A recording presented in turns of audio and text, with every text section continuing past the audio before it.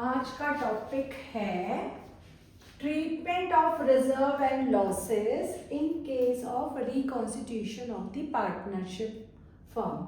ठीक है, तो आपकी नई पार्टनरशिप फर्म बन रही है। ठीक है, पुरानी पार्टनरशिप मतलब again change in PSR, admission, retirement, death, in cases में क्या क्या ट्रीटमेंट होता है। तो पहले तो आप ये समझ लो कि रिजर्व्स कहाँ दिए होते हैं। बैलेंस शीट में लायबिलिटी साइड में WCR या WCF, IFR या IFF। ठीक है, मैं अपनी पुरानी वीडियोस में इनके बारे में बता चुकी हूँ। ये दोनों के दोनों थोड़े से फ्री रिजर्व नहीं होते, बाकी के सारे हमारे फ्री है। जैसे जर्नल रिजर्व हो गया। ठीक है, कई बार जर्नल रिजर्व की जगह कंटिंजेंसी रिजर्व लिखा होता है। ठीक है, तो बेटा वो कुछ नया नहीं है। WCR is the example of contingency reserve which is depend upon the happening of an event or non happening of an event, तो उनको हम contingency reserve कहते हैं। फिर PNL। ठीक है, तो मोस्टली हमारे यही 4 रिजर्व्स हैं। ठीक है, जो हमारे जिनको हमें ट्रीटमेंट करना होता है before the reconstitution of the firm. तो पुरानी फर्म्स का ट्रीटमेंट, क्योंकि पुरानी फर्म का ट्रीटमेंट हो रहा है। ठीक है, इसलिए ओल्ड रेशो में ही इनका ट्रीटमेंट होता है। ठीक है, फिर इधर की साइड जो ये सारे के सारे क्या हैं, ये जो दिए हुए हैं ये रिजर्व्स हैं। और इधर दिया होता है any purchase goodwill, only purchase goodwill can be appeared in balance sheet. ठीक है, पूरा लिख देती हूँ गुडविल।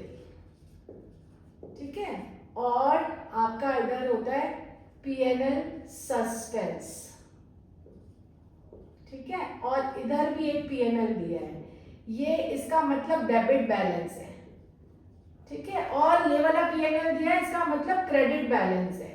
देखो ये वाला PNL मतलब प्रॉफिट है, कि तभी तो हमारे लिए लायबिलिटी है, क्योंकि हमें अपने पार्टनर को देना है, हम मतलब फर्म हो गए। और जो इधर दिया है एसेट साइड में जो दिया है वो हमारे लिए जो है लॉस है। क्यों है? क्योंकि मुझे अपने पार्टनर से लेना है, तो मेरी एसेट बन गया है।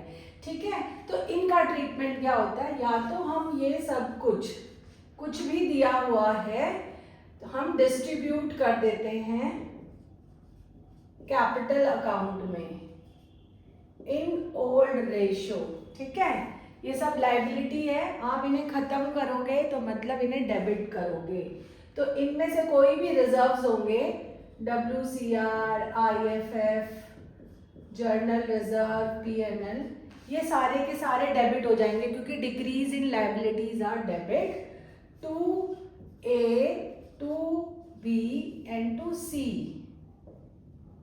कैपिटल अकाउंट, अगर कैपिटल फिक्स है तो करंट अकाउंट से एंट्री करनी है। वो वाला कंसेप्ट चैप्टर 1 का पूरी बुक में कंटिन्यू रहेगा। ठीक है, तो इसको हम कहते हैं डिस्ट्रीब्यूट कर देना, और इनको हम राइट ऑफ कर देते हैं, मतलब खत्म, एसेट खत्म कर रहे हो।